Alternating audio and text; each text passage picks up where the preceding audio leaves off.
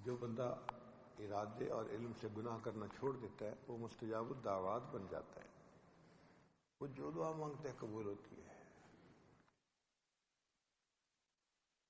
کتابوں میں ایک عجیب واقعہ پڑھا کہ امام احمد بن حنبل رحمۃ اللہ علیہ کو ایک مرتبہ دوسرے شہر جانے کی ضرورت پیش آ گئی، تو انہوں نے ارادہ کیا کہ مجھے کسی خادم کو ساتھ نہیں لے کے جانا، بس میں اکیلا چلا جاتا ہوں اور ہو کے آ جاتا ہوں۔ چنانچہ انہوں نے اپنا سامان سمیٹا، چھوٹی سی گٹھڑی تھی، چل پڑے۔ راستے میں ایک ایسی جگہ پر رات آئی کہ جو بستی تھی۔ امام احمد بن حنبل رحمۃ اللہ علیہ مسجد میں چلے گئے اور ذہن میں سوچا کہ میں یہاں عشاء پڑھوں گا اور پھر یہیں سو جاؤں گا اعتکاف کی نیت سے، اور اگلے دن پھر سفر شروع کر لوں گا۔ جب عشاء کی نماز پڑھی تو مسجد کا مؤذن آ گیا، تو جی مجھے حکم ہے کہ عشاء کے بعد مسجد کو بند کرنا ہوتا ہے، تو بڑے میاں آپ فارغ ہوں اور جائیں۔ امام صاحب مسجد کے کمرے سے باہر صحن میں آ کے بیٹھ گئے، جیسے یہ ہال ہے اس سے نکل کے صحن میں جا کے بیٹھ گئے۔ اس نے کمرہ تو لاک کر دیا، پھر آ گیا، بڑے میاں آپ گئے نہیں۔ تو انہوں نے کہا بھائی میرا ارادہ ہے، مسافر ہوں، بس یہاں رات گزاروں گا، چلا جاؤں گا۔ تو مؤذن ناراض ہونے لگ گیا کہ بوڑھے میاں آپ کو بات سمجھ نہیں آتی، میں نے آپ کو کتنی دفعہ کہا ہے کہ آپ جائیں یہاں سے، اگر آپ نہیں جائیں گے نا تو میں آپ کا سامان باہر پھینک دوں گا اور میں آپ کو بھی دھکے دے کے باہر نکال دوں گا۔ اب جب وہ تر شروع ہوا تو امام صاحب تھے، انہوں نے سامان اٹھایا، باہر آ گئے۔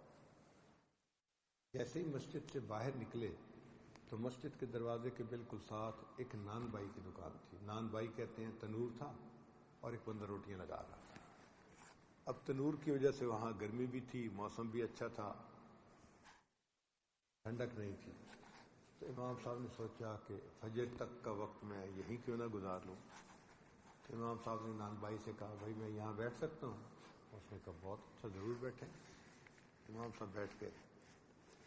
اب وہ روٹیاں پکا رہا ہے، اپنے کام میں لگا ہوا ہے، اور امام صاحب اس کو دیکھ رہے ہیں۔ امام صاحب نے ایک عجیب بات دیکھی کہ وہ بندہ جب آٹا اٹھاتا پیڑا بنانے کے لیے تو استغفر اللہ پڑھتا، اور جب اس کو گول بناتا تو استغفر اللہ پڑھتا، پھر جب اس کی روٹی گول بناتا تو بھی استغفر اللہ، اور جب اس کو تنور میں لگاتا تو بھی استغفر اللہ۔ ہر سٹیپ پہ وہ استغفر اللہ استغفر اللہ استغفر اللہ پڑھ رہا تھا۔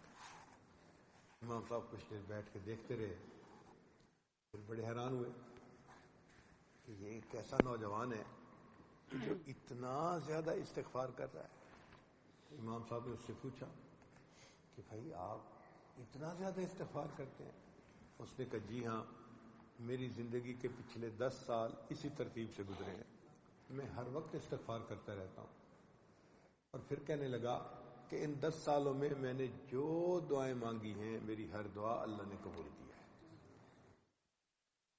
یعنی استغفار کرنے سے گناہ دھلتے ہیں نا، تو اس کے گناہ گویا اتنے دھلے کہ وہ جو دعا مانگتا تھا قبول ہوتی۔ تو جب اس نے یہ کہا تو امام صاحب نے اس سے حیران ہو کے پوچھا کہ 10 سال میں تیری ہر دعا قبول ہوئی؟ تو نوجوان سوچنے لگا اور کہنے لگا ہاں میری سب دعائیں قبول ہوئیں، البتہ ایک دعا کی قبولیت کا انتظار ہے۔ امام صاحب نے پوچھا وہ کون سی؟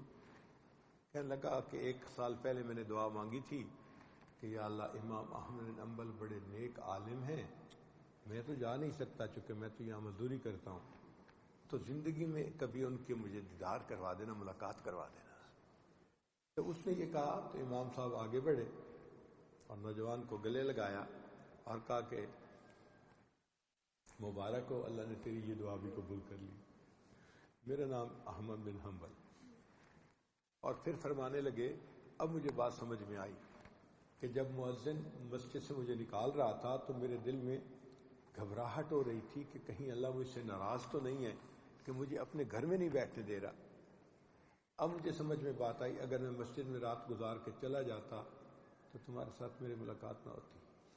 اللہ نے مجھے مسجد سے نکلوایا اور تمہارے پاس بٹھایا، اور اب تمہارے ساتھ ملاقات ہو گئی، اللہ مجھے تم سے ملانا چاہتے تھے، تمہاری دعا قبول ہونی تھی۔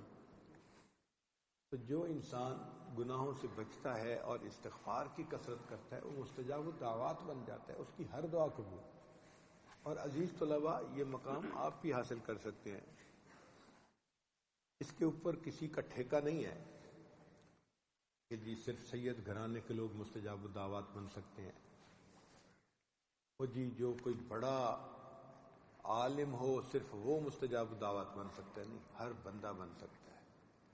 جو بندہ گناہ سے 100% توبہ کر لے، وہ امیر ہے، غریب ہے، گورا ہے، کالا ہے، عالم ہے، جاہل ہے، وہ اللہ رب العزت کے ہاں مستجاب الدعوات بن جائے گا۔ ہمارے حضرات نے لکھا ہے کہ جو شخص علم اور ارادے سے گناہ کرنا چھوڑ دیتا ہے، اللہ تعالیٰ اس کی دعاؤں کو رد کرنا چھوڑ دیتا ہے، اس کی دعائیں رد نہیں ہوتی، دعا قبول ہوتی ہے۔